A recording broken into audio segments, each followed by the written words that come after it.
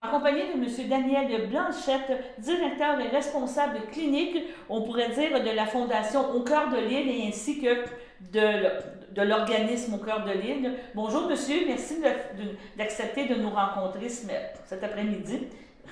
Bonjour Madame Yvon, ça me fait plaisir. On va, je pense, vous êtes d'accord avec moi, faire un peu, parler de la mission d'Au cœur de l'île, parce que, comme vous mentionnez en pré-entrevue, les organismes qui sont peut-être voués plus à l'aide à l'homme, c'est plus, je dirais pas c'est plus rare, mais c'est méconnu. Mettons on peut parler de ce terme-là et on pourrait peut-être déjà parler de qu'est-ce que vous offrez comme service. Vous êtes qui? Alors, on est un organisme communautaire autonome à mandat régional. On dessert toute la région. On a 3 points de service à Joliette, Mascouche et Repentigny. Et puis, on vient en aide aux hommes en difficulté qui vivent toutes sortes de diverses difficultés relationnelles, que ce soit un homme qui subit de la violence, un homme qui vit une situation de rupture amoureuse, de séparation, un homme qui a de la difficulté à conserver un emploi, par exemple, aussi. Un homme qui a coupé les ponts avec sa famille depuis des années et qui voudrait reprendre contact avec eux, par exemple. Mais principalement avec des hommes et quelques femmes aussi, auteurs de violences conjugales et familiales. OK. Depuis plus de 33 ans. De 33 ans. Vous dites que vous avez des postes de service Joliette, l'Assomption et Repentigny, mais vous desservez aussi la région de la MRC d'Autrey, là. Par le biais du poste, il faut quand même le spécifier. Donc, on peut demander vos services. Toute la région. Toute la Naudière. Toute la Naudière. Notre fameuse pandémie n'a sûrement pas aidé aux communications et aux sentiments de ces hommes-là qui ont besoin d'aide, parce que tu n'as pas le droit, là, pour un homme, de demander de l'aide, d'accepter que ça va pas bien. Il y a, comme on pourrait dire, une espèce de culture que l'homme est invincible. Est-ce que vous êtes d'accord avec moi? Exactement. Puis invincible, mais aussi l'obligation de réussir. L'échec n'est pas une option pour les hommes. C'est très, très lié à la socialisation, à la culture au Québec, effectivement. Alors, quand un homme a besoin d'aide, il va essayer de s'arranger tout seul. Et souvent, ça ne s'arrange pas. Ça finit par dégénérer davantage. Et souvent, ce qu'on voit, c'est les résultats qu'on connaît publiquement. C'est plus de 3 suicides, en fait, plus de 4 suicides sur 5 complétés, c'est par des hommes. Alors, c'est énorme. C'est énorme. C'est parce qu'ils ne voient pas, c'est une question d'acceptation. Ils ne voient pas la lumière au bout du tunnel. On le dit beaucoup là, depuis 2 ans. Mais dans le cas de ces hommes-là, c'est de la difficulté là, de voir qu'ils sont vulnérables, d'accepter ça. Vous les accompagnez, entre guillemets, dans ce cheminement-là. Là. Exactement. Puis d'une part, il faut qu'ils puissent nous connaître et avoir accès à notre ressource. On est un tout petit organisme communautaire depuis 33 ans, comme je vous disais, mais quand même, on a peu de moyens. Alors, on tente de faire des campagnes comme la campagne actuelle pour dire, les hommes font partie de la solution aussi. Quand un homme va bien, c'est tout son entourage qui en bénéficie. Et quand un homme va moins bien, c'est tout son entourage et ainsi que lui-même qui en subissent les conséquences aussi. Tantôt, on parlait de socialisation de la société. Elle a beaucoup érigé l'homme je ne dirais pas en bienfaiteur, mais comment on pourrait dire, le mettre sur une statue, le mettre sur un piédestal, et c'est ça qui est difficile, je crois, hein, que vous aidez. Exactement. Comme si un homme se doit obligatoirement d'être invincible et ne peut pas se permettre de vivre un échec. Il doit réussir à tout. Okay. Mais c'est une pression qui est inhumaine, là. C'est pas réaliste. Okay. Et quand on a besoin d'aide, on doit pouvoir s'appuyer sur quelqu'un. Et parfois, les hommes, souvent, ce qu'on voit, puis ça c'est documenté, les hommes ont la moitié moins, en fait, il y a la moitié moins d'hommes qui ont un réseau autour d'eux, okay. de proches pour les soutenir que pour des femmes. Et dans la très grande majorité des hommes, leur réseau de soutien se résume à leur conjointe. Ouais. Alors, quand ça va mal en relation avec sa conjointe, il ne reste plus personne. Il ne reste plus personne. On rentre en contact avec vous par téléphone, on peut vous rejoindre, c'est ça que je comprends.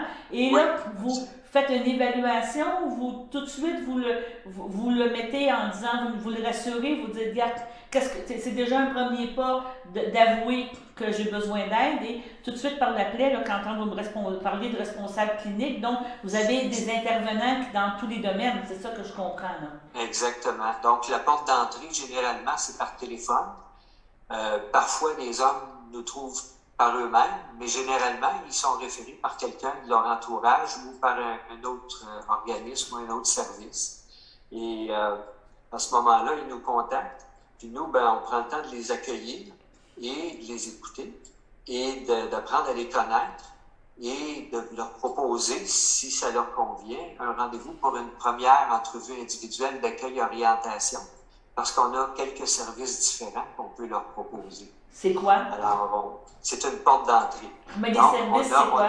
Oui, on a le programme Hommes et mieux-être pour les hommes qui vivent différentes difficultés relationnelles, mais autres que d'être auteur de violence. Okay. Et on a aussi le programme Violence conjugale et familiale. Mais on a également un autre programme qui s'adresse, lui, qui s'appelle La violence et moi, qui s'adresse à des hommes qui sont judiciarisés pour la violence conjugale et qui ne sont pas prêts ou motivés à s'engager dans une démarche de changement. Parce que la démarche qu'on propose, nous, c'est un cadre, hein, c'est un lieu pour les accompagner, mais c'est à eux de faire le travail. Alors, c'est à eux de dire, oui, je reconnais que j'ai des comportements violents, mais je veux travailler à faire des changements. Okay. Et donc, c'est extrêmement engageant pour eux. Ce qu'on propose comme programme, c'est principalement en groupe, c'est des programmes de 21 rencontres. C'est ça, je m'en allais dire. Une fois par semaine. Ben oui. Alors, ça dure 5 mois et demi. C'est pas une petite affaire.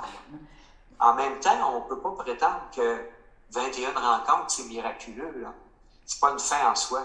Mais ce qu'on a observé, nous, au fil des ans, c'est que 21 rencontres, c'est un temps suffisamment long pour être capable de faire des prises de conscience puis de faire des choix, de commencer à changer les choses. Et il y a une possibilité de poursuivre après le programme de base de 21 rencontres. Si certains hommes n'ont pas atteint complètement leurs objectifs. Parce que c'est eux-mêmes qui fixent les objectifs auxquels ils veulent travailler à changer. Est-ce que vous faites participer d'entourage? Tantôt, vous me parliez quand on parle de violence conjugale, des choses comme ça, est-ce vous avez ça fait drôle de dire, un taux de réussite qui fait que les gens, ça revient, ça va bien, la personne s'est rendue compte et on est capable de cheminer là, mieux dans la société? Oui, je vous dirais, on ne travaille pas avec des conjointes ou des membres de la famille, où on travaille uniquement avec des hommes et quelques femmes, auteurs de violences conjugales et familiales. Mais par contre, on peut pas parler de taux de succès parce que c'est pas mesurable comme ça. Mais on a un taux de référence qui s'appelle le taux de persévérance. Okay. Alors, sur tous les hommes qui participent à au moins une rencontre de suivi, il y en a combien qui complètent les 21 rencontres? Alors, cette année, on est à 50% de taux de persévérance. Un homme sur deux complète le programme de base. Mais on a participé antérieurement à des recherches scientifiques et avec d'autres organismes. Et il a été établi qu'un an et demi après d'avoir complété le programme dans notre ressource, mais comme dans d'autres ailleurs au Québec aussi, le taux de récidive de violence physique sur la personne est de 28% seulement. Et le taux de récidive des autres formes de violence, de la violence verbale ou psychologique, là, c'est 38%. Donc, c'est quand même bien, vous devriez faire de votre implication. On se parle aujourd'hui, entre autres, parce que depuis le 11 février jusqu'au mois de mars, vous êtes en pleine campagne aussi de financement, parce que je pense que tous les organismes, malheureusement, on a besoin d'avoir du soutien de la population. C'est quelque chose qui est important. Et vous avez une campagne aujourd'hui, les hommes, les garçons font aussi partie de la solution, parce que vous estimez que le jeune homme, on pourrait dire quand même le garçon, il faut le prévenir plus jeune pour pouvoir en faire un meilleur homme qui va exprimer ses sentiments, ses choses. C'est un petit peu ça. Absolument. Il faut voir que des difficultés relationnelles et les difficultés de comportement violent, c'est pas inné, c'est pas génétique. Je dirais, pour la violence, c'est des comportements appris. Mais la même chose pour les autres difficultés relationnelles. Si moi je vis une difficulté relationnelle et que j'ai un enfant ou deux enfants et que eux vont apprendre ça nécessairement. Et les enfants sont portés à beaucoup nous imiter, à chercher à faire comme nous. Alors, ça se transmet comme ça facilement de génération en génération. Puis quand nous, on est en mesure de venir en aide à un homme qui nous demande de l'aider, ben, ce que ça fait, c'est que cet homme-là est en train de choisir de mettre fin à la transmission intergénérationnelle de ses difficultés. Et c'est tout à son honneur. Puis pour un homme, oser demander de l'aide, c'est courageux. Oui. Alors, on sait que quand un homme va bien, ben, généralement, son entourage est heureux, en bénéficie là, grandement. Donc, c'est vraiment le but de la campagne. Comment on peut participer? J'ai vu qu'il y avait différentes façons. On peut contribuer directement sur votre site Internet. C'est bien ça, là, que vous allez retrouver « Je contribue ». Tout à fait. Il y a différentes manières de contribuer. Vous pouvez contribuer financièrement à nous soutenir. Hein, juste pour vous donner un exemple, depuis le début de l'année, on est en hausse de 40% sur le nombre de demandes d'aide de l'an passé. Et mais il est possible aussi de donner un appui autrement. Vous pouvez devenir membre de l'organisme et soutenir l'organisme de cette manière-là. Et puis, vous pouvez également nous suivre pour cette campagne-là, mais pour différentes activités proposées en cours d'année sur les différents réseaux sociaux où on est présent également. Okay. Donc, avez-vous un objectif précis en termes d'argent que vous dites, oui, on a besoin, parce qu'on en parlait tantôt la semaine dernière avec Hugo, en disant que l'aide à la mission, le gouvernement promet, mais ça ne rentre pas, là. On est conscient que c'est beau faire des belles promesses, mais il faut que l'argent arrive pour le vrai. Donc, si on veut maintenir quand même les services et tout ça, j'imagine qu'il y a quand même quelques objectifs là, qui ont été... En fait, on n'a pas fixé d'objectif. C'est la première fois qu'on fait une campagne de cette nature-là. Donc, on apprend. On n'a pas de référence par les années passées, même si on a déjà fait des campagnes de levée de fonds, mais pour des activités spécifiques, comme un souper bénéfice, par exemple, ou des trucs comme ça. Mais là, c'est la première fois qu'on fait appel à la générosité du public directement. Et évidemment, nos besoins sont tellement élevés que ce ne serait pas réaliste de fixer un objectif de dizaines de milliers de dollars. Là. Et on va prendre tout ce que les gens vont nous offrir généreusement parce que moi je dirais, chaque homme à qui on est en mesure de répondre et de l'accueillir, ben, c'est un homme qui en a besoin. Et les ressources d'aide pour les hommes, il n'y en a pas beaucoup. C'est ça. Et on est heureux, nous, d'en faire partie et de pouvoir offrir cette possibilité-là. Puis la campagne aussi, en même temps, a un autre objectif, c'est celui de nous faire connaître davantage comme organisme. Donc, c'est très bien. Donc, on rappelle le numéro de téléphone, on a parlé d'aide. Est-ce que vous pouvez nous rappeler comment on peut vous rejoindre pour... si on a besoin d'aide aussi, parce que ça peut être important. Tout à fait. C'est le 450-756-4934. Et c'est le poste 1. Parce qu'il y a deux postes. Hein. Le poste 1, c'est pour l'aide.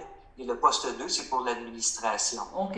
Et quand vous faites le 1, c'est un intervenant ou une intervenante qui va vous répondre.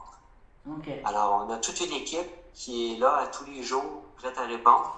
Je vous donne un exemple d'ordre de grandeur. En 10 mois de l'année courante, on a reçu 6572 appels entrants depuis le début de l'année.